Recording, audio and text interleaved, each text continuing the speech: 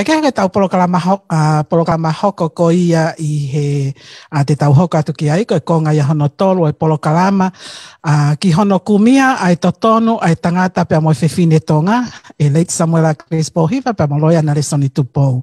Ko ki I pui tu ana no wene NALESONI TUPOU. Na e hoko foki a NALESONI TUPOU ko sotia he tau malo I fonua tau malo I Royal New Zealand Navy pe ko sotia he tau tahi he tau e fa I New Zealand.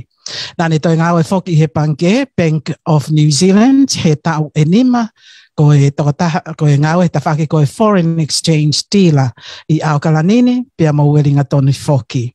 Nani toki lava ai ngawe ko ia nani hu leva o aka university ko ia Aukalani I he tafaki ko ni o lao ko ne kau faya ko iloa I he university a Aukalani ko Honorable Helen Clark he mala ko ia o politikale ko e faya ko na to faya ko foki ate ia a Dr. Rodney Harrison pe mo Judge Charles Cato he mala ko ia o lao. Na ma o foki hono matai tohi Bachelor of Arts he mala e filosofa o loto pe mo politikale I he PULE'ANGA pe mo ngahi mafai o e PULE'ANGA demokalati pe mo ngahi fonua kominiusi pe he ki he wesite pe mo isite pe ko west and east. Na tai ma o foki pe mo hono matai tohi Bachelor of Laws he mala e ko ia o ngahi lao ki he wahaa o e kakai pe mo PULE'ANGA pe ko public laws.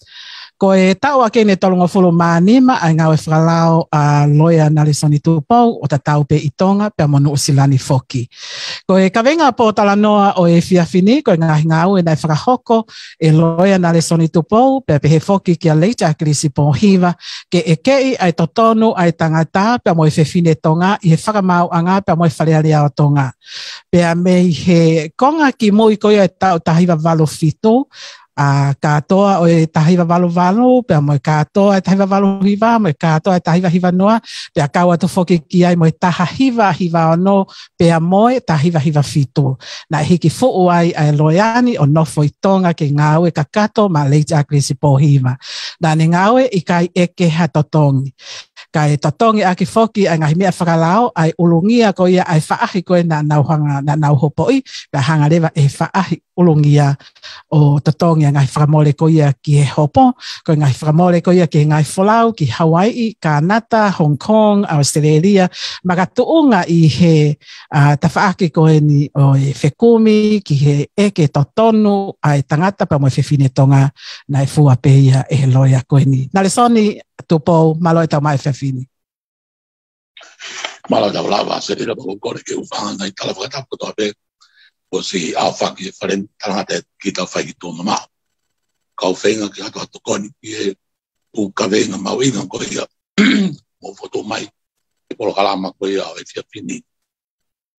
O hatwake ku whatapamake ki he kakai ko toa pe o Tonga, I Tonga, I Aotearoa, I Amerika, I Maman katoa.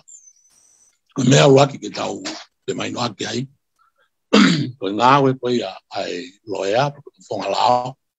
Ue ano ngahi kawenga o e toko taha koe ni aki e ne ngā aue o whatatau ki he fuakawa o ne whai ki he whamau'anga mo e lao. Ke ne whai ai ngā aue koe ia he totonu na koe mooni pa mo e kumi ki e ngai whie mau koe ia ai kakai o e whanua. Koe ia ina ulawe ki e ngai mea koe ia ki mo atu au pito. E neongo no ngahi wheu ia me ngai tawhake ke I he nofo ai siasi, ai lotu, ai family, ai whanua, ai kāinga. Ka kua pau ke whai e ngā aue whakatau ki whia mau koe ia ai lao. E tō taha koe ia o ne kawenga aki ai ngā aue koe LOEA, koe whawhunga lao I e whanua.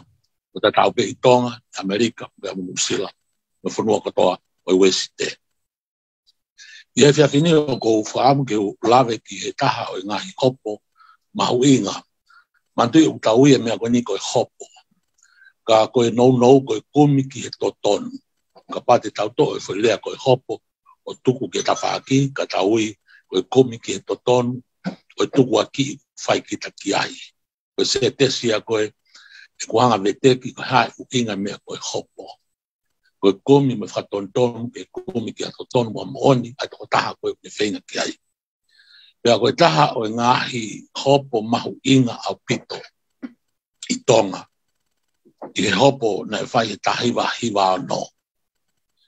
Koe tau koe ni, na iai ngāhi mea na hoko I he ngai whitu ke he I tonga.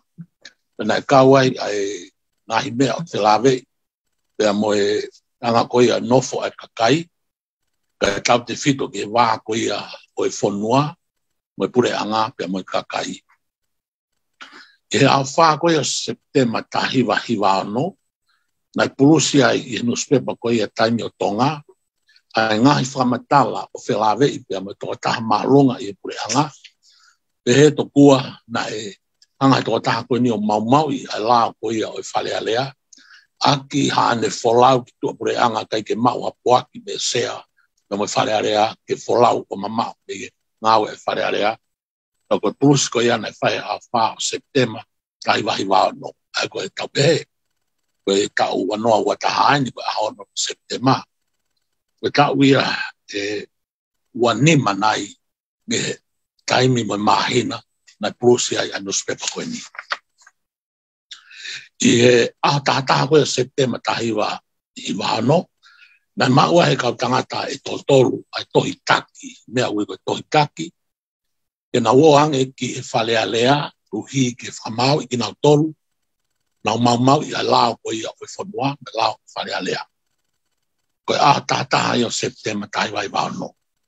Ai koe osi pe aho e nima me aho koe na aho e fitu me aho koe na pulusi ai kua mai nau tohi taki, ke na woange ki he whalealea. O ko fie lawa to toi taki ko ia ku hi ko te fito I aka ia ko mafu ia o fatonton ko na fai I fa mala ia ta fa o topa ta hi va no ko me ke mo me ai na tutuni he fale alea ke nga Popula ai totolu ko ni ai ko Filo Akauola Kalafi Moala pe mo Akilisi Pohiva o kamata nga Popula ko ia ki ha e Talanoa me ta hiva o September ta hiva no. Aho Talanoa me atahiwa September, tahiwa hiwano, ke na ngā Popula e whatakau ke tutuni ai wharealea. Na tuwange ki nau tolu e whamaulahi a ki ono mawhai e kone stutone, e aho tāwha o katopa tahiwa hiwano. Aina e toi pe ai aho wha ki aho e nima, pe osi ai aho Talanoa, mo miniti koi anu ngā Popula, pe lava rewa ki whamoni o kapau na osi na ngā Popula, o hao ai tutuni ko ia ai whalealea. Ake, e hopo ko ia a tā wha o topa taiwa I wano, na tutuni ai whamauanga ke tuange to tolu koe ni, e kui kai ki whakone stutone, o tai whakalao tutuni ai whalealea. Koe taha whiui mau inga malai o lao, ai tuaki koe tokua, koe tuaki tokua, koe mawhai koe o whakamauanga, o mawahi me mawhai koe o whalealea, mai PULE'ANGA. Pea, o ke kai ke ngofua ki whakamauanga, e ala mai ki atutuni I loto whalealea. Bebe mai whalealea, o kai ke ngofua ka te nau tolu ke nawala ki atutuni a whakamauanga. Ngai koe ni, ka bahe whai ha hopo I whakamauanga, pea whai ha FALE'I, pe koha NGAUE'AKI ai hopo ko ia I loto whalealea ia ngai whamatala pe ko halea o tapu ia lao KELE'A ai whalealea ia tutuni ai whamauanga. Ai a koe anga I tau mau koe mea ko pe koe lau tokua.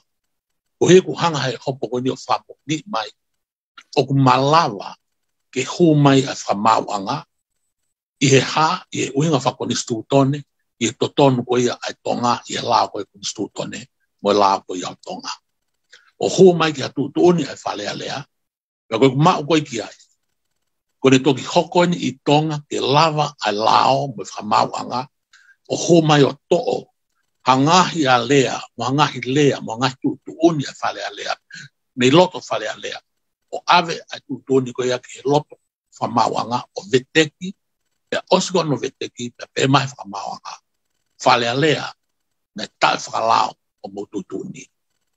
Ko ipe ke kakato e rekoti. Ko hopo ko nina whai a tā wha o ka topa taiwa I wano. Te tukuangia e kau tangata totolu koe ni ki tua me koto I tori. Mai no tau taina. Nega ke fie Maria e fale alea mo PULE'ANGA o tonga I tahi pai pao. Na na whaureba e nau tangi na e whahuia I o topa pe mo konga November o tahi pai pao no ki whamaanga tangi ko whamaanga maalungan ko whamaulahi. Pena e whai ai whatonton ko I whamaanga tangi I sune o tahi wahi wa fitu. Ka te uki tuuai. Koe kakai koe ne tō tōlu koe nei awe koe ki koe tori nei lahi e whakatapui au pito ke FAKA'A'I ki anau tōlu, ke Talanoa mo ki nau tōlu, KOE'UHI ke OE'OANGA, hanau TOTONU ke nau tō Talanoa mai ki tuaa. Koe ngā Popula, koe ngā Popula. Ka mo manatu whoki I ngai tau lahi nau whai ngā aue, ma Akilisi koe kau atu e pui tuaa. Sai. Lo tonga koe ai Pilisone koe ai tōtolu koe ni hua tori. Nā kumau ai whakahaa. Koe whakatangi, lo I mata. Me hoa koe au Kalafi Moala kia te au I Nusilani. O ne pehe mai kia te au. NALESONI. Nā ke whae ngāwe lahi au pito ki Akilisi tonga. Ke moe kakai o whanua, ke mau e nau totonu. Ko ha mea koe te ke whaia hanga au e tukuange mai kakai koe ni ki tua a. Ke mai nau totonu.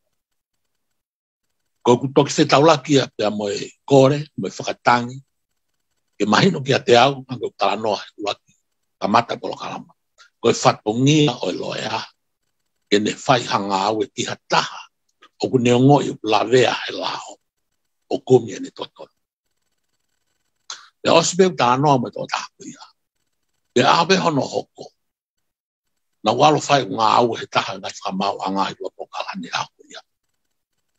Lako kua te beko he matapā he whare hoko. Upe he mai e tō taha PALANGI. Ko LOEA pe ka ngā mea hoko. E lea whapitania.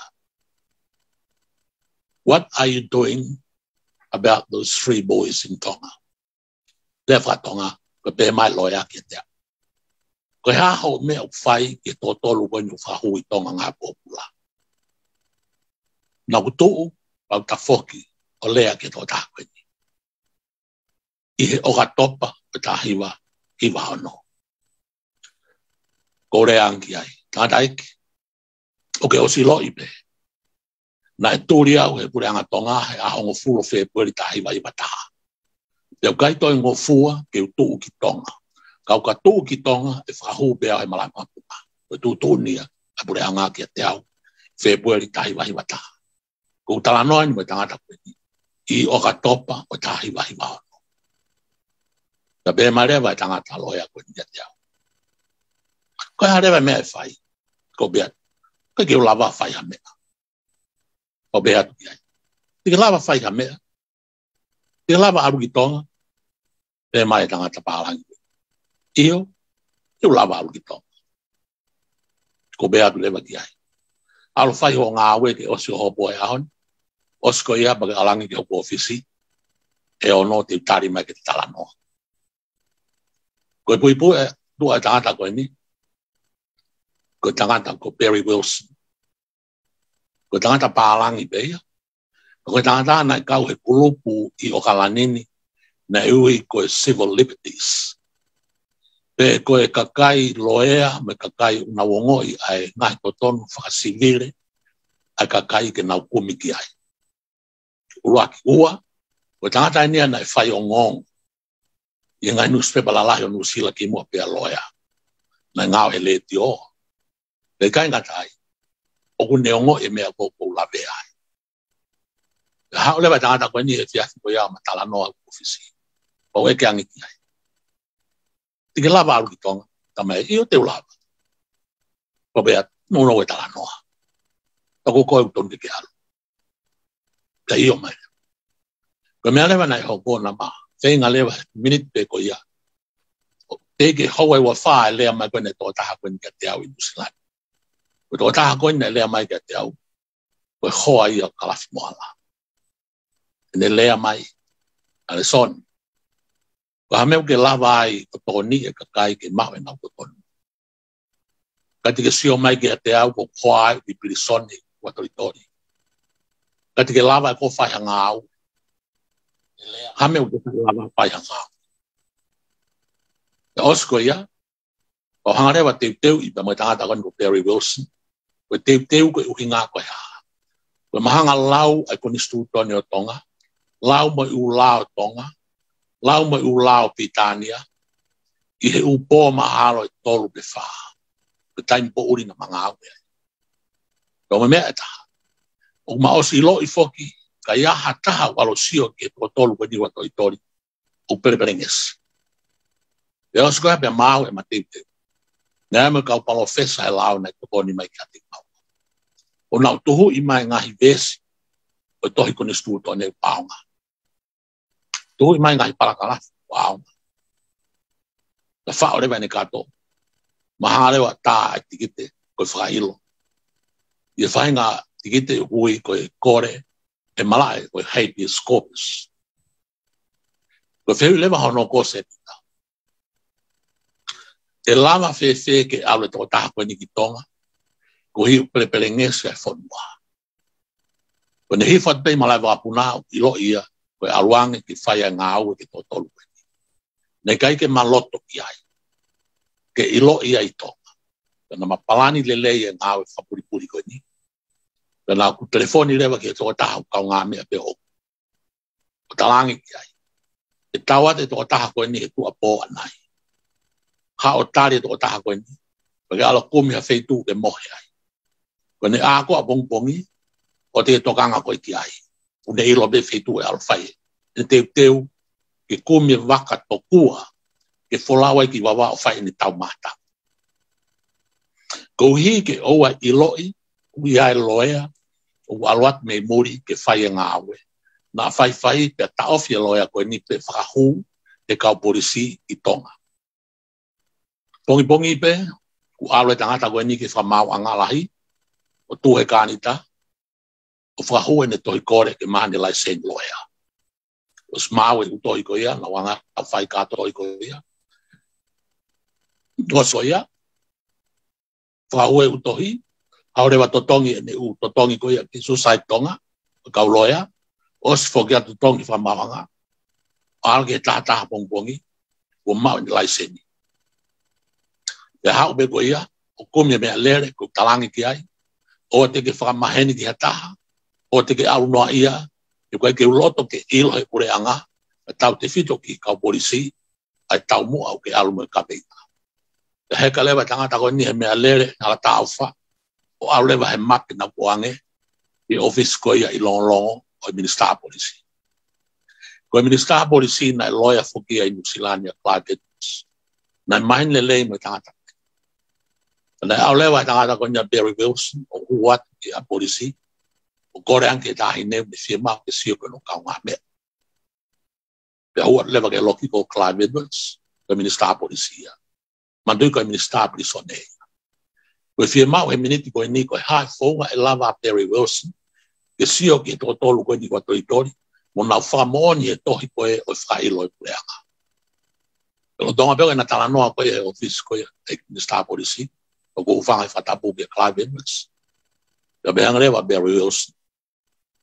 Peke lawa o mai ha hou ai taha ke Talanoa ai mo i kakai o whafonga i whakalao i Tonga ni. Ka behanga Clive ki ai. Ko haho lea. Talanga e Barry Wilson. Ko tōtolu koe o nau ki moa hai. Ko nau LOEA hau.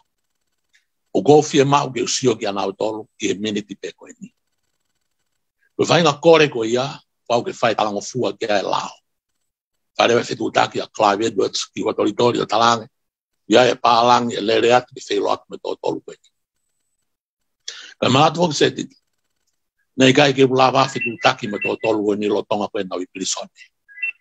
Nei kai ke uloto au ke whetutaki mo ni whamiri koe tōtolu koe ni tonga. E telefoni, me koe fax e taimi koe ia. Nei kai ke uloto au ki ai. Nē kai ke uloto au ke whawhitu taki, na whai pa mau i e palangi koe. Pea hu marewa e tangata me office koe ia o e Minister Polisi, o au rewa tu e hala pahakolo, o tari o maua e teksi. Tene, koe hihe na tala ki ai, tapu ke heka ha mea lere ha Tonga, tene iloi koe. Whai rewa whanonga e tangata koe niki koe toritori. O la te matapā, whangofua he se la ke kuki loto api. Pe alu ke loto api, pe asko ia pe koreang ke pule se la. Koe ni ai, koe LOEA ia. O sia ni lai sen LOEA nai mau pe pungpong ko ia. O ne fia mau ke Talanoa pa pe tolu koe ni.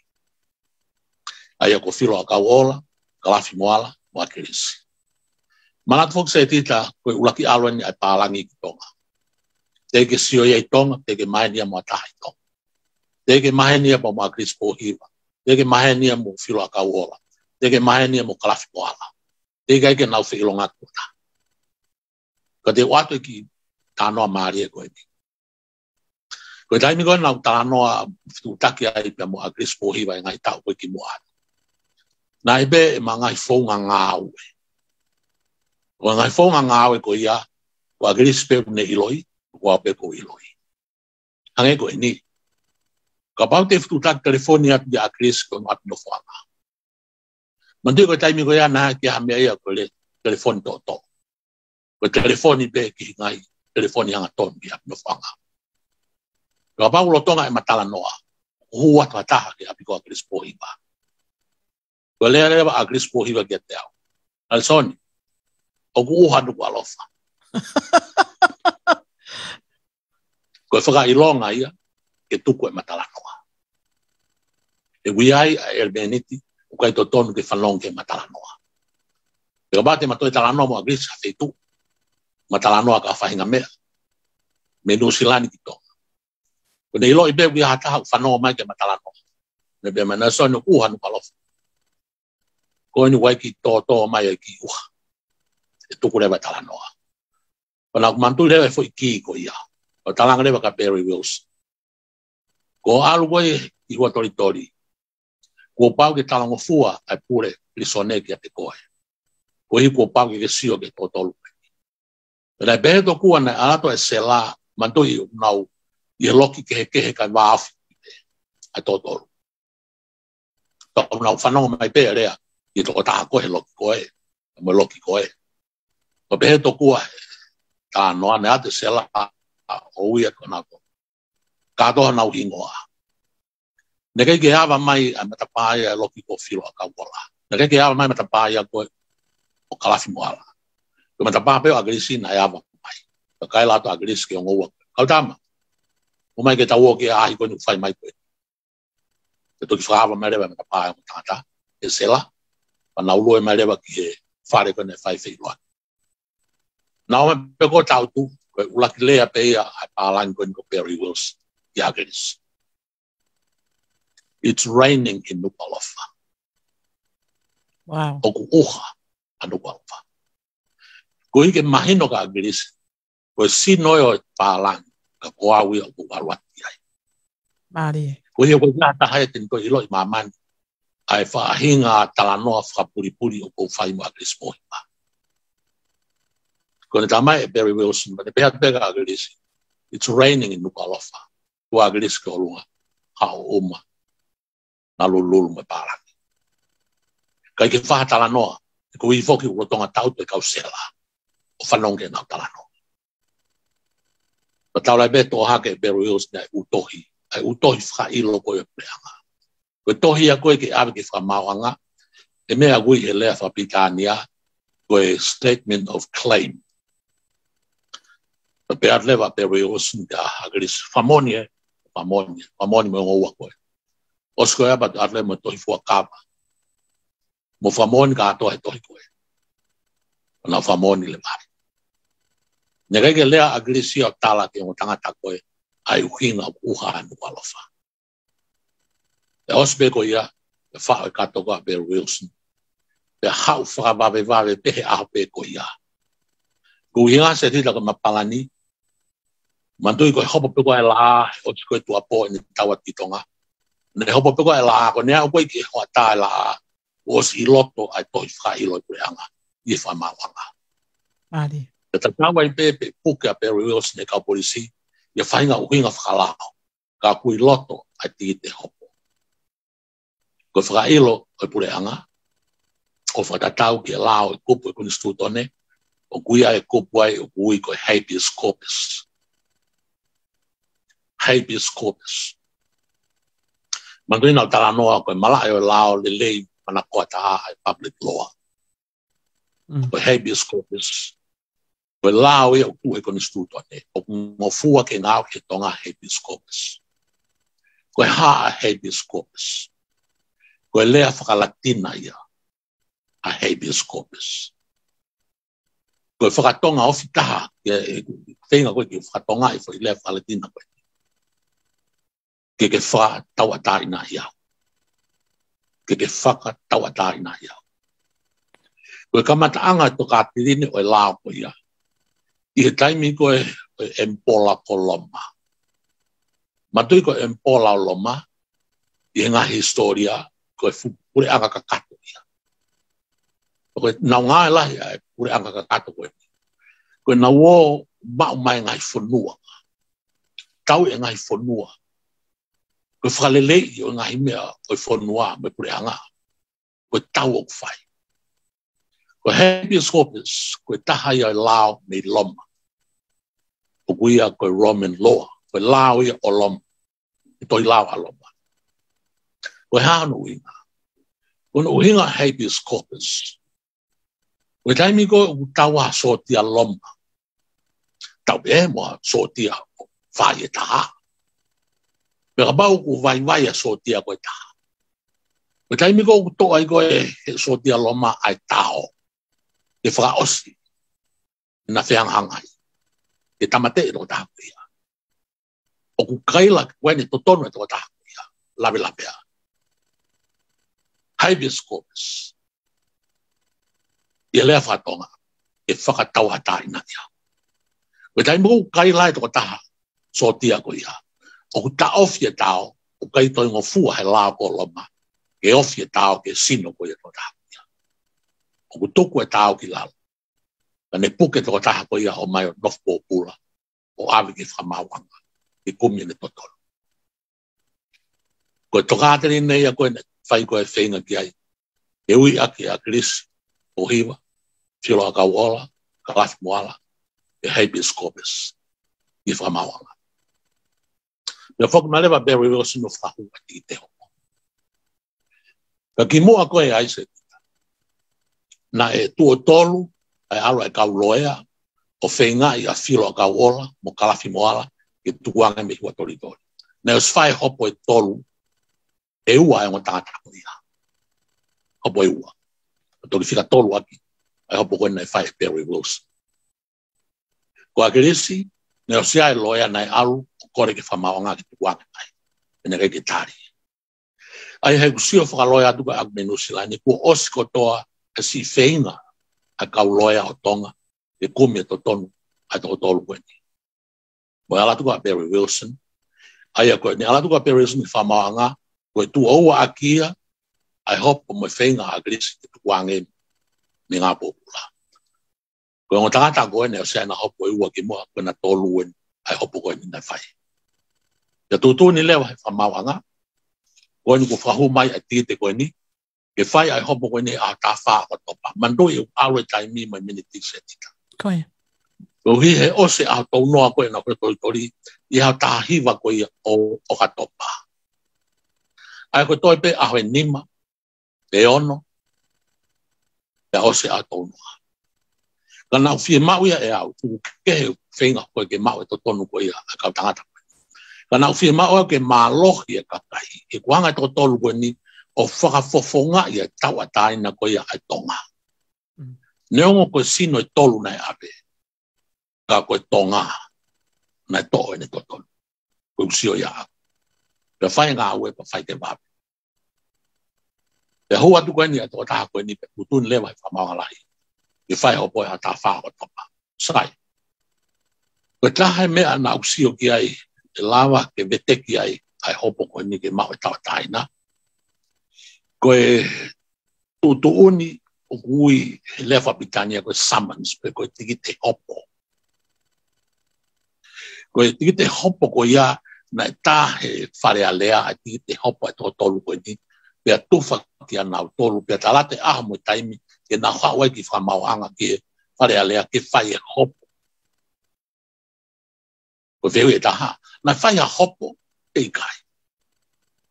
E koe hopo, o ku te kumi to koni ki akau loea ki hau o tau kapu ki te kita. O ku te kore ki whamauanga, ki toloi ka walo mai hataha ki to koni ki kumi o TOTONU. Ka te honga lau atu e tikite. Ko tikite hopo koe ni, o kuia le kua Bitania koe summons, ne whatua sila katoa ke tōtolu koe ni, o talamai le vai te ki lau e le wha Bitania se vita kai ke fuolo ai. Malo. Koe kakano ko hinga koe ki ai, koe tikite hopo hange koe ni, ka bauti ke lere ha mama kulo kula i Nusilani. O talamai.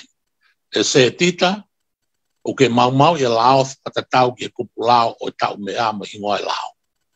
Aki ho o alu i he mama kulokula, i he hala mea, i he taimi mea, mai minite mea, pia mau ai lao ko ia. Koe kakanoi o fie mau koe he mea koe tikite hopo, e koe summons. Koe sio ke whau koe he whalealea e nau tikite hopo. Koe tahai vai anga koe, o ko whenga mau peke mahino ki kakai, o ku fie mau ai kakai ilo lao i wharea lea. O kai ke fie mau kau whai lau toi sakasapate, o kai ke fie mau kau whai lau toi PULE'ANGA, e nau whau e lao i wharea lea. Koia. O whau en he wharea lea, koe nau tikite hopoe, lea whapitatia. Te ukamata.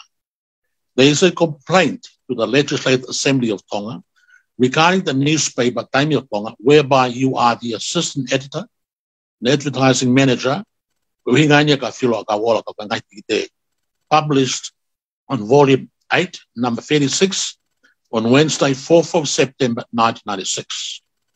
Hono Fakahu behe, uiaia launga ke wharearea o Tonga, o whilawe I newspaper koe Taimi o Tonga, peo ke NGAUE'AKI ai o mopulus e ao 4 September taiwai wāno. It publishes an article on impeachment by the Legislative Assembly, which is not correct, and it is disrespectful to the Legislative Assembly. You are hereby summoned to attend the Legislative Assembly in Nuku'alofa on Thursday, 19th of September, 1996, at 10 o'clock in the morning. And take notice, if you fail to comply with the summons, and you do not attend, you will be committed to prison. Dated Atata September Taiwai Wano. Me sea o wharearea. Aia, ko no, ke whenga ke liu ke lewa tonga, ai tiki te koe ni. O ki ai launga. O i wharearea o tonga, whilawe I mo newspaper o tonga, na nau purusi ai a 4 September Taiwai Wano. Koe polusi koe ni na asi koe ni I he newspaper o pehe to kua, o kui ai ke whai ai whakanofo a taha I loto wharearea me ono tunga wharearea. O mawhahatu ene o pala ai whamatala koe ia. Pea koe mea koe ia o whako ia koe urunganga tai whapaapa I wharearea tonga. Koe ai o ku atu e tohitaki koe ni ke hau ki wharearea I Nuku'alofa e tō preru a tahiwa September tahiwa I wāno I taimi o fulu paupoki. Whatonga iange. Ka bahe kai te talangofua ke toi taki koe ni. Ka bahe kai te hau I hen. E awe ko ngā Popula. Ne whai ha tātā September tai kai wāno. Whamon ke sea o wharearea. Koe tiki te hopo ia. O mawinga ke tau ilo ki ai. Koe koe taimi lahi. O koe ke tau ilo ki anga koe ia. Koe anga koe nofo koe ia. Ai mea koe la. Koe toi mawinga ni ta. Osi koe ia. Ai anga koe ia. Koe wharearea ki koe nei whai koe wharearea koe ia. E aho. Tahiwa koe ia September taiwai wano. I wano. Koe tutuni lewa a whangatuka wharearea. Nai bene lewa pitania. Whilawe ba mo totolu koe. To the Minister of Police Nuku'alofa. The Legislative Assembly ordered to imprison Kalafi Moala, Filo Akauola, Akilisi Pohiva for 30 days, commencing at 5 o'clock in the afternoon, the 19th of September, 1996, by virtue of the power vested in the Legislative Assembly by Clause 70 of the Constitution and the judgment of the House on this day regarding their imprisonment. They are not to be released until after the expiry of 30 days or otherwise ordered by Parliament for a shorter time. I ask to immediately give effect to this order. Koe tūtuni he mea sea koe whalelea, the Minister Policy, the Clive Edwards. Koe ngo tohi mahu inga. Mahu inga, kuhi koe whahinga nau ia koe e whae sio ai LOEA ki ai, pe ku whakalao ai tohi taki, ua, pe ku whakalao ai tohi whakahu ngai Popula. Sai, hango whatata koe ni kai. E lama peo iloha koe taha ko LOEA, i he ulaki aha peo aloa toi ke apia ko lao, ai ngahi ere meneti ke tu he tohi taki. Ko toi taki, ko toi FAKA'ILO. O moani utala mai heni nai purusi a wha September tai vai paha no. Ka tala mai rewa, o tai whakapapa ke whare area. Ko whehui koa aku te koa Barry Wilson ke alu. Ko hae tai whakapapa. Ko whe kupu e la utala mai tai whakapapa. Ko whe kupu e la utala mai o maui e tōtorupe. Kai ke asia kupu ia taha e toi taki. Ko te hopo koe ni, nai mai e na wange ha taiwa, September tai vai wan. Hala ata. Umaino? Vega maki feu ia ka ki hokati. Pahina pito e loea NALESONI TUPOU ngai mea koe ko ke hanga tataki mai ki tautonu. Ai koe konga pe ia NALESONI koe lolotonga hao ki manawa kumiha ki inu. Koe na e whewhere vai taimi koe na whae hopo hoka tuko ian a nau ataha ki tua pena nau ke inowhai pe pena e ola ai kumi koe ni ke totonu ai toko tolu koe ni. Kio. Nai mau e ai ola. Ko pehe tokua ako na whae hopo. Mandu nai atu koe ni au whahu ke whamauanga. Pe ausu koe abia tuwha rewa ki he sea koe a whare alea. Pe nai whae tuwha koe au lau awe ki sea whare alea. Pe anga rewa moe aho ki whae ai hopo koe ni. E whamau ko Nigel Hampton. Ko Nigel Hampton koe tangata ia mi Port South mi Christchurch. Kau he kau tangata i loa he malai pe lao. Ngā whaloia. Na e mea pia hoku ke whamau tonga e. Ka koe, me kuna e hoku koe ia, na tūtun lewa e Nigel Hampton, ke whai koe e hoku koe ni, ke whai behe a pe taha ke osi. Ko hina e kamata e hopo e hongo fulu bongpongi, na e lere osi e ni mau ke i lere pe ai anga koe ia, whakawhikiki koe ia e pau loia hai. Ka koe, mea kuna e hopo, na tuki osi ai hopo i e ofi ke fitu, na tūtune pehe ape ko ia, ai koe aho tawhae o ropa tai wa ano, e Nigel Hampton, mo ki tatari behena, te ki alu ke ki o loki, te osko ia, te whoku mai o talape tūni he pōn, koe koe ka veinga mahu inga, e? Koe. Aurewa e whamau ia ki o loki, o whaine ngai kumi ke ngai lao, te osko ia, ne hangarewa o hau, o tala ni tūtuni, o tala mai o tai whalao, tai whakuni stūtone, ai mea koe nai hoko, e? Koe ngahi, ka pehe koe ngahi kawei ngai ni, e? Koe pehe he kupta hatolu koe kuni stūtone, pehe mai kupu koe ni. No one shall be tried on any charge but that which appears in the indictment document, warrant, or summons for which he's being brought to trial. Koe hinga mai koe ia.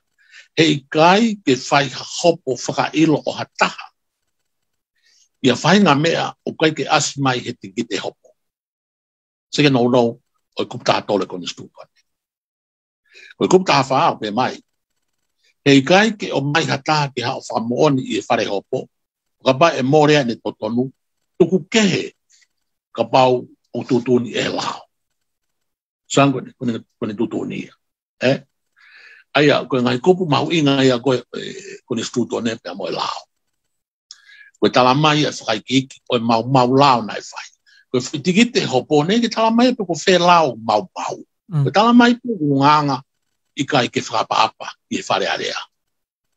Ko pau ke tala mai ka kato ai mea koe mau koe e lao, moe kupu lao. E ka kupu lao e nai mai he tikite koe ni. E ka pau na e whia mai mea koe aia, ka mana hau e mea tala mai koe kupu lao e mo mau i. Pea te uwhai lewa ai, tau tea me whamauanga. Nei kia kupu lao e nei o mai e tikite. Okay? Nei whai koe e hopo koe ia, pea whoki mai koe a Hampton koe ia. O tala mai, seo koe ne lau. The warrant was not sufficient to give all the free persons proper notice of the charges of contempt being brought against him. Koe utigite koe ne ave koe ni, o koe kai ke whiunga ia, ke whie mau koe ia o tohi whakatokanga ke mau i koe ia o tutuni koe ia o FALE'I. It did not properly state the offence charged, nei kai ke talamai koe hai lao koe mau i, and the grounds for the charges, pia mo uhinga mau la koe ia, o whatatau ki whie mau koe ia kutataha koe nistutone. And toi talamai ai, it did not state what was required under Section 88G of the rules of the court. O whatatau ia ke natula koe ia, o tangata ki FALE'I ko FAKAMAAU'ANGA. Talamai rewa whamau koe ni. O mau e tigite koe ni, o kai ke kakato ki whie mau koe ia ai lao. Aia, ko kuhinga ko aku, ko komi whoki ene totonu, ko ike tamate ia ke tigite koe ia ai FAKAMAAU'ANGA, hai? Koe ia. So, patutoni marewa e whamauanga me pēmai. In my view, it is clear that the procedures and the hearing did not comply with the rules of law in Tonga. The rules were probably made within clause 62 of the Constitution, which were designed to accommodate the earlier provisions of the Constitution as to fair hearing, also designed to provide hearings of fairness and justice. Aina behe, Henton, nei kai ke mau ai totonu whakalao ia, pia moeanga koe ai palanisi o totonu koe ai totaha koe ia. Nei behe lewa ia, as I've said, in effect, as a court of constitutional protection, a court which has the power from the authority that I have referred to, and from clause 90, it was a breach of the Constitution. The people concerned were deprived of their constitutional protection of the process. Koe tōtolu koe ni, nai whakahaa'I nau tōtolu whakunistu tōne nai malu i nau tōlu. Koe tūtūnia koe e whamau, o tuwangi nau tōlu tua, Sa, o siko hono tuwangi ki nau tōlu, mdoe taimi koe a mahalo ki e hiwa o furu tatapohi, tu taki mai lewa Barry Wilson nei tonga o Talanoa telefoni. Manau talangi ki ai. O kai ki uwhie mau ki ke alo telefoni mai miha api, ki katoa taha kahani telefoni o api. Alo pe koe ke telefoni koe a kakai ngofua he whitu koe kei polo, madu ki takau nove na e telefoni ai, alo tama he telefoni koe ia, kuhi ke ewa whanau maha taha ki a koe moau, na ilo i koe au na panga whai ngā koe ni, i te alo whai tonga. Ia lewa Barry Wilson o telefoni mai tata pouri, ia talangi ki ai, o si peko e ta telefoni koe ni, whenga ke kumiha mea lere, pa ke alu ki o api no whanga, pia ke no whamau, pingi tāpune matapako toa pe, pia ke whapouri, o te toi alu ka wheitu, whawhiewhia, koe ha, uhi koe aho koe a pongpongi, te ke au lewa ki kau taha wapuna, ke kumi o sea, ke whoki mai i e wape taha. Koe mea nai hoko, pia whoki mai Barry Wilson. O kei mohi pe tangata koe ni se tita kuno whi takapuna, pia neongo kune malolo, me ngā whakaloia, ka ma fa Filo aki mau pe. Koe mea taha nai hoko koe e ua nai hoko e osko e hoko koe ni, tuke hea tukuange ki nau toro nau mai nau tawa taina. Nai toi tutuni e FAKAMAAU'ANGA, ke totongi e PULE'ANGA, ai whakamore koe ia ai LOEA, a Barry Wilson. Pea nai maria totongi lewe PULE'ANGA ki wharepanga e pahanga koe ia ua. Nai tutuni lewa he PULE'ANGA, ia Barry Wilson, ki whie maria pe, e kai ki hoka whainga mea kia i ka pau ni whie maa toi whenga. Koe anga pe tau teu, o ka pai hoko mawhatu tāmaki. Nau talangi ai, o malawa pe ki whoki whamanga kumi e totonu e. O toi mea mahu inga i taha, i hopo koe ni. Nai malawa lewa ke aroata a Rodney Harrison, o ai o FAKA'ILO e PULE'ANGA, kuhi koe mau koe e nau totonu whakunistu tone nau toki lau ata ni nai. Koe. Be FAKA'ILO rewa e PULE'ANGA, be tukulolo e PULE'ANGA, nau totongi pahanga ke totolu koe ni e. Ka mantu hango kulau koe mea nena e whai o katopa, o e tahiwa i wahano, pena e tangi e PULE'ANGA, i whamanga tangi. Sai, eu toi ki wai atu be mea koe ni, pe a ko hufanga e whatapo ke PULE'ANGA, koe ngai ngāo e lahi, ne kai ke ilo kia hataha. Ba mantoi fok se ti tana talat na kapusia o se bo tai vai bataha o ga ngofua ke to tu tonga na ave ngai to o ta va puna e tap ke wa tonga ba tala le ka ta va puna e failo ki mo to ka ba te mo fa ka mana son du po tonga e ta hai va fitu na fa ka tonga tau abia ko malunga tonga me potu ko tai va fa fitu aya ko ta uia ni manoa i tai va fitu ka na ku fanongo ai ku klave do se ni sta polisi ko se ai ko tuku ko ka toanga ko ia ona ku fitu ta ke ai ko rengi ai fa more o ko fi folawa ke ka toanga ko ia ya malunga tonga i sone tai va fitu na loto le lei ai ni sa da mai io ha be ko ke ta tai na pe ko ia ko mau ko mo fu ke pe fo ki tonga i sone tai vai fitu ko foki a ko ia nei kai ko alu aku ke ka toanga ko ko malu matonga na ko alu ia mando i ko ngau la ya loea ko ton ke lo gata na ko alu ia ke u hoko ko ka loea mai to tolu ko ni i tangi na fai he pule'anga i FAKAMAAU'ANGA tangi ko pil na fai e tangi ko ia i sune tahi vai fitu sune tai vai fitu no tonga ia fai ka toanga ko ta ni manoa ai abia malunga tonga pala ku ala tu ko ia e ka tonga pa wa o fangofu fo ke ni sta ke wang tonga pa wa ai ki lai sen loya fa puli to kato ya ko hoko pe ko a ko ke fai ko tangi FAKAMAAU'ANGA tangi ko loya ai pule'anga ko loya i loi tonga Harry Walkins ko to ta loya malunga ia fata to ko ni taulahi to kon ke pule'anga pe New Zealand ko loya ia ko ai tangi pe amo Clive Edwards i FAKAMAAU'ANGA tangi ia i pong ko ia na doktor ke lewa ki te unga ko ki FAKAMAAU'ANGA o to ki lo yo family o ko alo ke ka toanga ta ko i hopo fai ko ia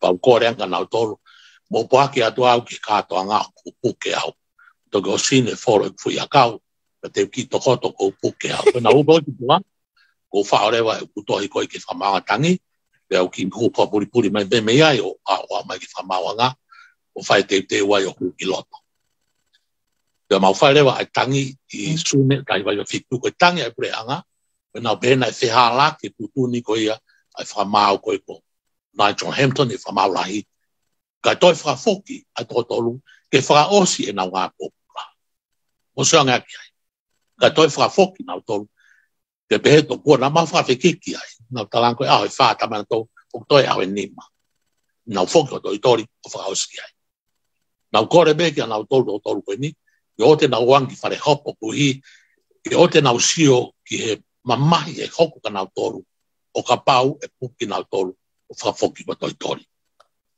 na e fai hopo ko ni i hiwa pongpongi o si e hopo ni mai fiafi o ko aure na loea ma Filo Akauola Kalafi Moala ka mo Akilisi te ta be se dit ago nga ko ne fai ko ne kai ke na to tongi na torua ne kai ke na famore na to apa anga ya te ko ma fe mai no akipe ko fe to konia ya fai ai hopo ya tu ni lewa FAKAMAAU'ANGA tangi ka FAKAMAAU'ANGA tolu sone tai va fitu ta mai te mau to gitala e mau tu ni i e wiki ka hau ta mai le va hau ko ia ko a pure lu ia o wiki ta mau matu ko mai ko ia ko Clive Edwards mo Harry Walkins ai loya pule'anga ko aure va na palu fu ko aku ale va o fa fu fangi nau mo fangi tohi mantu na Talanoa ki muat FAKAHAA'I ko ia ngai nau ko uhina to ka hase me ko ni pe osko ia pa tu ga leva ki tala ko ia tu ni na tala leva tu ni he FAKAMAAU'ANGA tangi oku mo oni ai tu ni na fai FAKAMAAU'ANGA lahi e Nigel Hampton o TOTONU e tu ni o fala e tu ni pe ka leva ke tangi ko ia ai pule'anga pe ko fale area ka malo ia Akilisi o ne ma o le vai pe mo Filo Akauola pe mo Kalafi Moala TOTONU ke FAKA'ILO e pule'anga pe mau e na TOTONU whakonestutone. Nā tui whaia ki mui, tai vai walu, pe osi lewa, ai foi pes, pe koe tohi, talanoa koia, e tō tōru koe ni, Wow. NALESONI o kou whamahalo atu ka te koe i he whakamatala mā opo mo mahu inga, pea mo aia koe konga lahi o ngai whamatala koe ni ko ke o mai NALESONI koe mautoki whanongo ni i he mooni koe mi anai hoko. Ka ke hua whamahalo atu ki a te koe, ka ke te haku whehu i a koe i he fwoi kaweinga koe ia.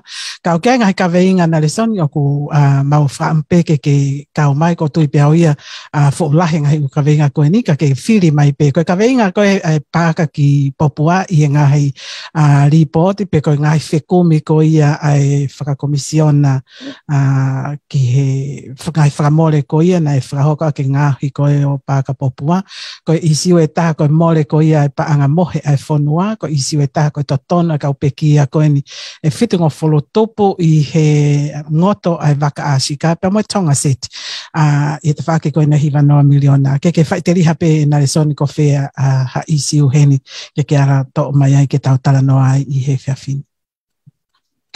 Mawe koe no ai taimi e. Koe ki lawe beki e mea koe pāka Popula. Olo aki e se tuku. O kate ku whakatapu make ki e PULE'ANGA. Beki e paremia. Beki minister ko to e PULE'ANGA. FALE'I e PULE'ANGA TONGA. Koe KAKAI koe au TONGA. Koe uhi koe whaike ke koe ki e pāka i Popula. Koe mea pehoki na tau iloi se tita. Na e tala mai, uia e tutu ne awhio, e ngahi, uia e ngahi whaike eke ke whai mai komson whaike eke, ke pāka i Popula. Uia e mai komson whaike eke, ke tutu nuku alofaka. Uia e mai komson whaike eke, ke passporti. Te kai ke tau whanongo tu o taha ki tau toru, o whai maha whamatala, ke ngahi komsoni koe ni. Te ki ai. Ianga mau, lawa beke hala mau. O te gai ke wilo e awia, o mai ha whamatala, me e PULE'ANGA, o tala mai, koe ni o mau ngāwe, ke komson whaike ke passporti. Koe ni o mau ngāwe, ke komson whaike ke tupu no alofa. Koe ni o mau ngāwe, ke komson whaike ke pākai Popula. Nai talo ku ilo me he konga loto e tau kosi, wanoa. O osi ai whaike ke koia, ke pāka koia i Popula. Ai koe whaike koia, nei whaia e whamahu ko Charles Cato, mo e kaungai PULE'ANGA, mo e kauwhawhonga lao, koe whaike ke koia. Koe kwhihui a koia, o tapu ke tau ilo ki ai, o kui whei ai whaike ke koia. O hi nau iloi, o si mamahe ai ripoti, me he komisiona, me a Charles Cato, o alu i whehia. Alu ke PULE'ANGA, koe alu ke whatahatokoni, i ene awhio, o kui whee ripoti. Koe hamea koe ke whakahamai ke tau ilo, o osi ai komisiona whaike ke koia. Hamea koe ke whakahamai ke tau ilo, ai kakano, o ola, o komisiona whaike ke koia. Pia bau i kai pe tala mai. Koe ni ko osi a ngā we. Ka koe ke ngofua he lao, ki loi ki ai. Koe u tūtuni he lao, ke whapulipuli. Te tapu ke ilo ki hata. Koe ke hebe ke tala mai, koe hae mea koko. Nā koe whai ai, komisiona whaike ke passporti, koe ke tau ilo tau ki ai. Ko lea mai PULE'ANGA ki ai, te ki ai. Ko lea mai PULE'ANGA ke komisiona ko ia, ke tupu no kalawhan, te ki ai. Koe ke tau ilo e tau. E osi ene tau wanoa. E alo eni ke e wanoa wataha e osia. Te gai peke mai a whamatalai. Te uki ngata pe ai. Uhi o ko whapaapa ki e pare pia. Angulahe ngai whi. O taha e ngai whiu i ko ia. Ki e ku ilo koe ki e lao ko ia e komisiona whaikeke. Utu e ngai kupulao ai o pehe. Koe tō taha komisiona e whotu koe e ne awhio. Ko pau ke whakafua kawai e tō taha koe ni i he hao onga o i kabineti.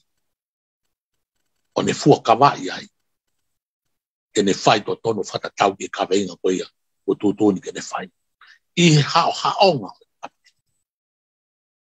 ko hai o bihe kapne, ko eik parepia, ko kon parepia, ko minister, ko kapnetia, ko whehui, ko ao whe, ko mahina whe, ko tau whe, ne whai e fuakawa te komisiona koe ni, i he kapne. O tapu ya ke tau ilo, o tapu ya ke tau ilo ke report koe ni, ko whe lao utama e tapu ai. O ko ilo i he komisioni koe te lao koe, ke komisioni whai keke, o koe pe me kupu lao ai. E malawa pe, ke eua, e tuku ki tua, ai ngai whamatala koe ni. Ko inga koe ka pau ke, pa pe mai lewa. Whatatau ki he lao mea koe ai komisioni whai keke, i e kupu mea, i e wahe mea, ves mea, o talamai ai, ke whapuripuri, ke tapu, ke ilo, he kakai koe whanua. Ai whatotolo koe ni o whai. Ko mea bea kou koe au ki ai. Koe ke mau e totonu. A totonu koe na koe inga koe ki ai koe, e hopo koe ni a totonu koe ia, i hua tori. Ke mau e totonu. O whatatau ke lao koe koni stutone. O moe lao koe au tonga. Keke? Koe. Te tuku pe rewa ke toki hao ke. Ke toko ni mai a puleanga. Ko tui pe ue nau pamatala. Ko tui pe ue nau ngahi. Kau ki ai. Ko hiko ki nau tolu pe ni. Nai kau e whai keke koe. Koe. NALESONI o ta i he lolotonga foki i he kaweinga ko e kei ai totonu ai tangata pa mo e whewhine tonga i he whakamāu'anga i he whalealea. NALESONI o ai ai totonu ai toko fitunga whulutupu nai mole nau mo ui he waka asika. Ke Talanoa mai mo pe ko whe o ki ai e totonu ko ni pe nai o silava ai hopo ko ia pe ko hai o ko mo ua ko iyo. Ko hai nai e whaiki ai e sio he keisi koe ni mo i sio koe ni. Sio ki ai, Nā swai whake ngai whakailo e kakai koe ia na e lapea koe ia me i e hoko koe ia e mo te asika. Ngai lapea koe mai maari whanau, kainga, whamili.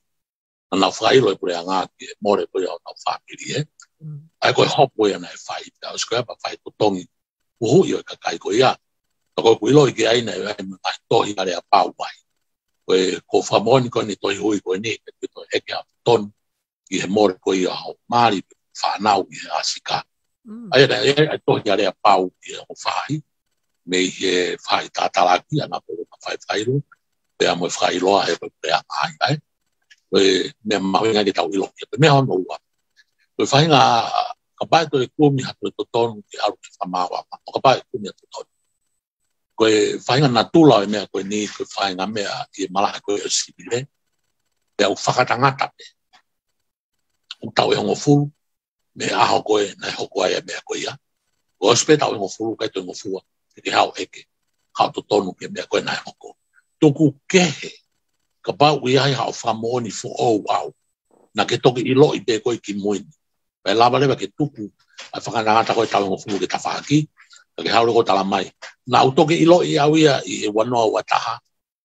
Ai whakamoa ni koe ni. Upe, Pea ngofua rewa. Ke toi hua mai o tau whai au e te whalao. I e whamauanga ai. Ka mantui whoki nai mai koe ai komisoni whai keke koe ia.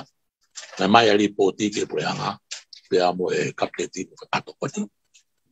Pea nai hoko ai ai lavea koe ia. Ai aten senyare. Kauchi. Wiki i tio ne hanga o whailewa ai fie mau ke o atu hakau LOEA me muri ke whai hanga aue ke ngai whotutu koe ne whotu mai koe me komisoni whai hanga aue ki ane koe hanga aue me ke tau ilo pe kau e pe mo i whakailo pe o atu koe a koe ki e PULE'ANGA kofre severe pe nai hoko ai o nau kauhala ke ai kauchi pe nai whanofo le kauchi me aue mantui nai whoke tātake Australia mana e foki mai o te whaile PULE'ANGA i tai whalao koe i anu whanofo ia koe me ngāwe a ten senyare. Ai koe whanki, tau bea koe whangi manusnusi ia i anga whi Talanoa koe ke asika.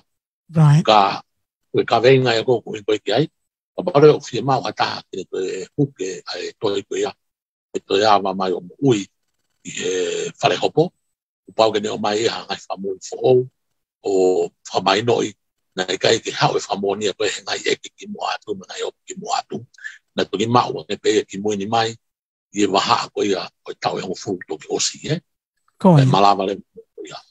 Ta ia time ta tau mo se no pau ke tau ki ongo tau pe he tau ki hau ki maman a mea koe na ko matala ki ai malaka ko ia public law ko malaka mau inga ia ka ame ko fatulau ki KAU'OLA ko ia tonga o ku ikai ke fu le lei ai anga o ilo ai KAU'OLA tonga ki malaka ko ini wai ben au ilo ki ai wai ben ai lava ngai mea ni ka o ku firma e ka mata tau ia malaka ko ia oi pui a ku me malava que to huke aka pes ko ia ke mo mai Ko ia. o ka os mahino be fokia e famatala ko a komisión la fai ke ko ia na fe hala ke nga ne ke fa civil lei o koloa ko ia baka na to no aka kai ko ia na ia aia ko tani ko pe mai ko ngai sea pe o ngai komisión fai ke o malava leva que ave que não tolo que FAKAMAAU'ANGA lao ka sia fo ka to ta o ka ta ko ia o ka ta vakana ia ne ho ka na hao to ta ia ni ka teknikale ka me ko anga pe ki to koni ke me ko ia ka o te tau pe ta malava ko me abe ke fa fenga o matea ia e fa ia fenga ke TOTONU ko ia KAKAI Ko ia. Tuku make wata haki fo I fasi mai heni e NALESONI ka toi peta ki fo I ka veinga e ua pa ke toki mao lewa ha malo lolo tonga mau ko he fia fini NALESONI saipe? Saipe malo. Malo.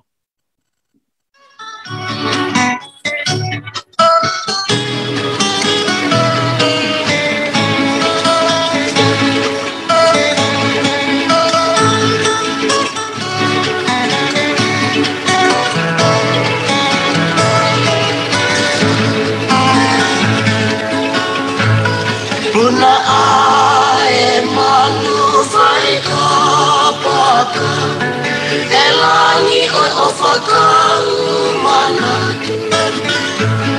Rome kina isi I whakakauka E olunga e whakofakaana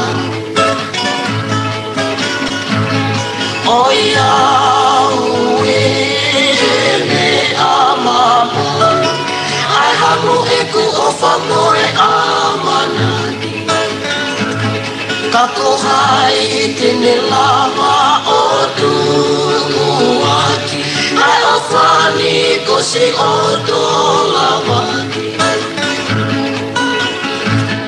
Lau ai tuni pe ngata afi E te makao he makako pauini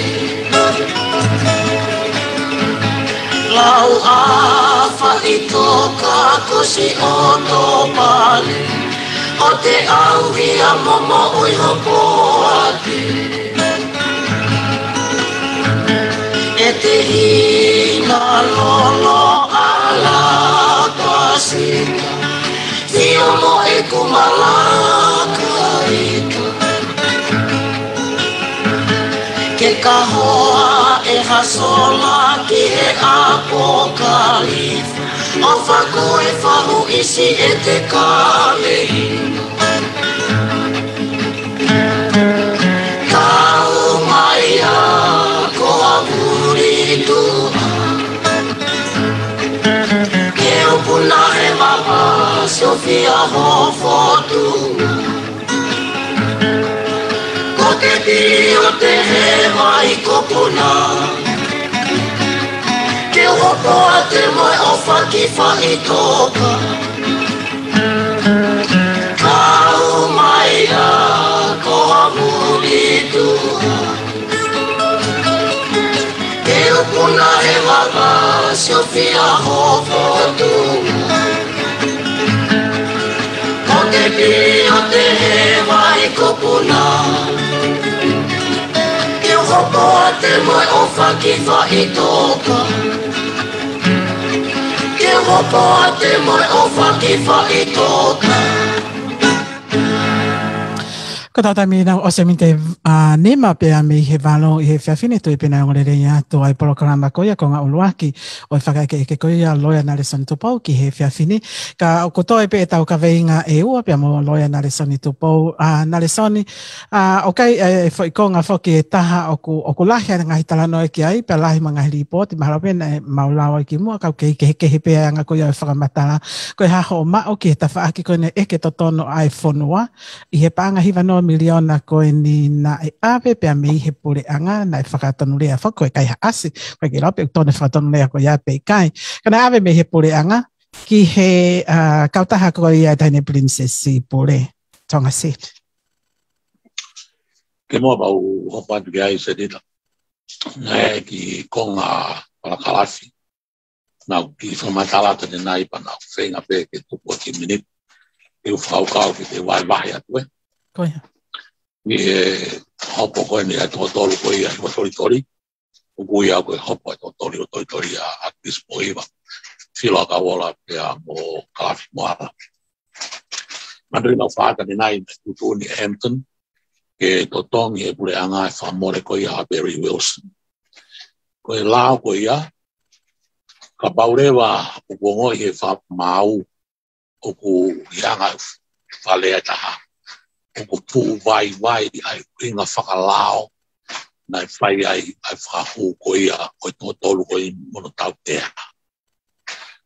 Ka pau na neongo I o kui ai peki mei mooni whakalao ai whalearea ke nau tau tea totolu ko ni.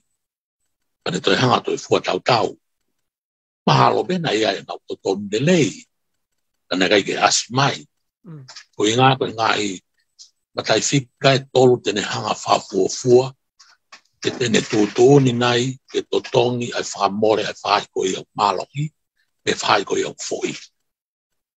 Kana ne tūtū ni lewa I e pōko I peko ia I o atopa tai wahi wāno. Ke totongi he PULE'ANGA ai whamore ko ia Barry Wilson. Kana ko se hanga e au teu a tohi ko ia. Ai tohi whamore ko ia ai ngāwe Barry Wilson. Neongo ko ia nai tua asi I whare opo. Na koe whamore ia a aku ka mo me Barry Wilson. O e kumi o e ngāhi lao. Koe kau LOEA I New Zealand se tita. Wai nau lai peri ke lao. Pea u te whitutake alo tāte. Mai ange haa mō lao I he konga lao koe ni. O mai e u lao ki ai I māman katoa. O mai u lao me pitani a whilawe ka mo bes lao koe ni. Matai lahi ai u toi mo ua nai o mai me e lai peri koe kau LOEA ki a te au. O whaha mai ai ngai mo ua ke totongi I e u lao na nau kumi o mai o tokoni mai ki habeas corpus. But I avelewa Barry Wilson e pope ko ia osko tu ni Nigel Hampton ke totongi ni ngai whamore o ange koe puna wapuna me ko ia.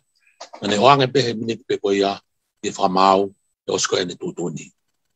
O talangi ko whamore whiunga mo tahanga tonga e paruafi. O lahi ia ko mea pete o atu. Pe osko e patutuni e peko e Nigel Hampton ke aho I wawalu ke totongi e PULE'ANGA a panga e waluafi ko ia o whamore ko a Barry Wilson. Re tau I peko ni whamore ko whamore a Barry Wilson pe mo au. Sai. Pe foki whawawawe me foki tātai kia ki Tuslan na whai pa hoko a mea ki ai tonga. Pe osko ia ke tari tātai ki na tutuni foki totongi a I wawalu. Pe ose a wawalu ke mai silinia me tonga ki tātai ki. Ose mai na taha, mai na ua, mai na tolu, kai bege mai silinia. Ose tau e taha, kai bege mai silinia. O walatu le wā koe na tānoa kia I pafitu. O ngofua koe ki walu ki tonga. O walatu le o ke whai ke takaiolo pe. O maua e kaiwa I o walu. O silini na stotongi e PULE'ANGA ki whare pāanga. Koe whiu I oko. Nei totongi mi whare pāanga ki a hai e pāanga. Mantui foki koe alu kai tangata koe ni koe ni ula ki awen ki tonga. Deki tua tāke alu ki tonga. Koe mantui foki na lahe taimi aha mo e pō na e more ai taimi o tangata koe ni ki teu. Lau e u lao, lau e u tohi, lau e ngai whamatala, lawe koni stutone tonga, lawe u hopo I tonga, te lawe me koni stutone, pau ke te teu pehe. Pea, na mailo rewa e walatu ko ia I wawalu, na toho e pahanga mi whare pahanga. Sai. Koe ke utoi eke awe mea koe ati ataha. Koe mea bena e hoko, na uilo I tō taha ko ia. O walatu rewa e I wawalu, o whailo I tō taha ko ia. Koe mea koe na e hoko e whailo ko ia, koe sivire. Koe whoki mamahi mai tangata ke te au niao, whai ngā aue, mo kore. Pea koe kumi ene o e pahanga ko ia. Koe mau e hopo ko ia. Koe ospe koe whahu koe a tiki te hopo. U mama e fwoi o ngongo ia koe a ki tua. Kau te ke tuwha e tiki te ke tō taha koe me whailo. Ai sino ko ia. O hau ia he o ngongo. Ka TAUTAUTEFITO ke le tio tonga e le tio e frizet. Hanga na tō whamafola. O whai whakailo e NALESONI TUPOU. Ai tō taha ko mea. O eka e pahanga floya ko mea. Na tangata ai le tio tonga ki ai. E na totonu, ke nau ki tarisi I ka orewa, ke tuwha I tiki te ke tō taha ko ia ke mahino. E ko tō taha ko ia wene totonu ke ne iloi, wange lai pepa, whailo ia. Ta whoki pele tio tonga ai o whamafola, ai o ngongo. Na toi whailo le wāu ai, pia mo tawaki kusmālohi, mo viola kolomatangi, mo toko wa keme le tio tonga. I whamaulai. Palau whoka plewa ke whailo ea nei whai taiwa I leiva, I whamaulai. Aia, seria, koe kuongo I koa aku. Koe mea nei whai ke te au e taiwa I wataha. Koe ni toi whai be ke te au taiwa I leiva. Pēne pēna o tari alai arema. O talangi I whamau, Gordon Ward, o kou halaia. Talanau e Gordon Ward, une tari halaia. Ai mau I o lao, o te ilo I tō taha koe ne whai whakailo. O tala I hei ongongo. Ne toi mohua pia moe, e te o tonga, tawaku smalohi, me sino ko ia o Tonga Broadcasting Commission. Pena totongi le waia I FAKAMAAU'ANGA. Ko inga wai ko ia. Nai lahiang e ku lawe I whare hopo, I Akilisi Pohiva. Nai mau e Akilisi e merie, nai lahiang e konanga mau pea. Pange koe, lea koe whakakata. Be mai koe whamau kia te au, Gordon Ward. Te ai hao whamatala, ui ka wanga li whake tau tea. Wa kipe e te au ki ai. Pange lea, o ta haua. Whamau. Koe polos funi fo enu mau kata. Habe no kutu. Te talanga fua kia te koe.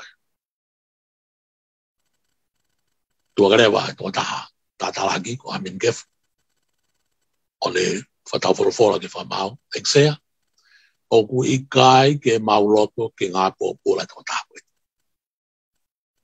Koe ana mese whamau, o moua panga I wafe. Ai ko wātua ko kumi ai waluafe koe a Perry Wilson, na le whai ngā koe.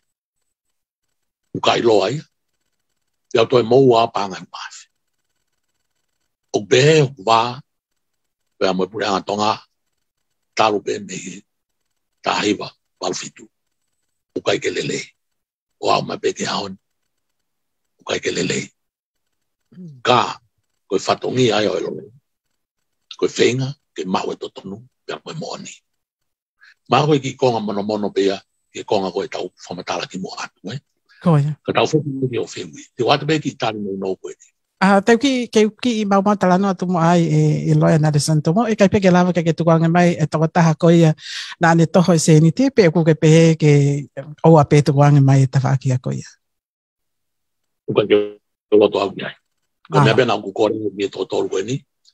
Ia Akilisi Pohiva pe mo Kalafi Moala pe mo Filo Akauola. Ke o mai hana u whakamālo ke a Perry Wilson. Na osi e tau e taha, u te ege rea mai tō tolu koe ni. NALESONI, malo a pito ngā aue, tuwangi mabro. Te pe mai a Akilisi Pohiva, NALESONI, malo a pito ngā aue.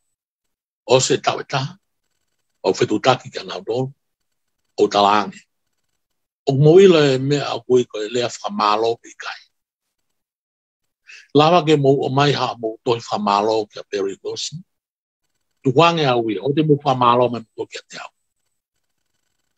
Ka mai lewa e na toi whamalo ka Perry Wilson. Ango blau, nei kai ke more ha nau paanga i te hopo koe ni. Nei kai ke more ha nau paanga i to tonu hau, o mo Perry Wilson, i tuwange mai nau tonu ni watoi tonu. Ko ki tānaki peke kakato ki Talanoa mea. Koia. Malo a ko te pe ko kakato foi ta whaaki ko ia pa mo whima ni ki ta ko ia ka ki hoko mai mua ke tonga seti e NALESONI pe ko iai ha whi hoko taki ai. Ke vese rita ke hape te ko ia po te ngata e po nie. Okay, ia whaisai.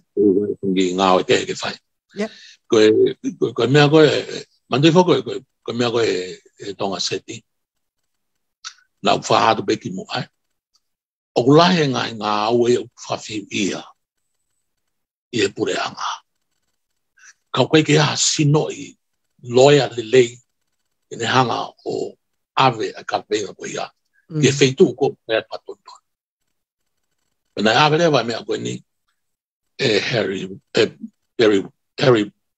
Rodney Harrison. Sai. Na e konga o hopo koe ni, na e mālohi, na e konga. Tau pehepe, e kai ke pehe na e fōi. Ka tau pehepe, ne kai ke mālohi. Koe konga ne kai ke mālohi ai. Koe mea o kui e lea whakalatina. I mo toru koe mou hilo e lea whakalatina. Koe lea koe locust stendai. Koe locust stendai kono spela koe LOCUS stendai. STANDI. Mandui o tānoa ki mo atu. O loma, na ne hanga whaele i mai ngai kawei ngā lao mau i ngā pito he Roman law. O kawai locust stendai. Koe kawei ngā ko ia o eke mai he lao mo whamauanga. Ko hai koe. O ke hau ki whamauanga. Pare talatu nema. Ko au, nai kai asi e sione tu koloa. Mai no rewa. Ko koe more o koloa. Ko tō tāko, ala tuko eke koe pānga koe. Ko hai koe. Ko au Akilisi Pohiva. Mi aha o more i e koloa koe ni i kai. Aia i e lao koe o e loka stendai. E kui e lefa pitania koe standing. E kono riwhatonga. Ko wi ai nai hao kākunga. Ke mau ai ho moui. Pe more hao koloa. Pe makoi o sino. I e mea kou ke hau, ki whatondonu. Koe tari koe ki ai, i kai. Ne kai ke ha pāngai a Akilisi nai more, i hopo koe ni, ke pē ke hau eke mai nai more pānga. Ne kai ke ha lawe ai ki ano sino, ne kai ke ha lawe ai ki ane koloa, koe locust stendai, e patala mai lewa e whamauanga. O ku, mo oni e tawhaki koe, ne kai ke whakalao e ngāu ne whai. Ka, ko koe ia, koe ke aha o to tonu whakalao au, i ke hao eke ai ngai mea koe ia. Aia, i e kauhala taha, pe mai whamauanga. Ko miha taha ke hao to tonu o whai e FAKA'ILO koe ni. Koe mea kei tu ai hopo koe ia. Koe tari ako whiwi. Malo a pito e NALESONI pia ko e whakaosi pe e NALESONI ko e ngahi eke ko e ni ho totono ko ke ostara mai pe ko lahi anga ho lave a o ke aia whahinga loto ko ke ko tu pia ke fia ko hui ko e lava ko ni ke ike i ai totono ai tangata whewhine tonga pe mo tangata tonga ka ke konga NALESONI ko pehe ko lahi ange ho o lave a pe mo ngahi tā palasia o i he ta whaake ko ni ho whekumi ke totono e tangata pe mo o ia whainga resentment ia te koe whamole mole. Pula e lawe ai. Koe ki lawe be taha ia au peke ngā. Ko angoi whatapu. Ko ku pito i ono whaere i au koe ki mamani whae. O ku tanu i tonga. Pa te i tonga pe. Ma koe tari be ia. Pamalo atu ke te koe loe NALESONI tupou e whainga maari e koe ni ko ke hanga o mai ai fo'oni information in maaki mautolu, maulawe mono ai hakatupo e whanua, pe he whoka te mautolu koe e kāinga whanongo o le tio ao titi ai i he whiawhini. Whakamono i atu ke te koe, pe ko talamono atu ke te koe i ngaue ko toa pe ko ke whakahoko. O ko lawe i pe NALESONI o kai ngai ngaue ko ke whakahoko ka i kai pe ke acknowledge. Publicly pe o acknowledge i tonga pe mono usilani. Ka ko o atu ai whakamalo ki a te koe me whini motua maulalo koe ni mo le tio maulalo koe ni ki a te koe he fu ngawe lahi. Ko ke whakahoko te tau pe mai whanua i tonga pe a mono usilani foki. Ko ofa atu ki a te koe pe a moe family foki. Ko e whaasi se rita. O ko whakau ka pa te mo whia mau. Te ulawa o mai a Barry Wilson. E mo polo kalama le tio. Te toi maari anga ne whamatala. That would be fantastic. Malo apito. Malo apito NALESONI.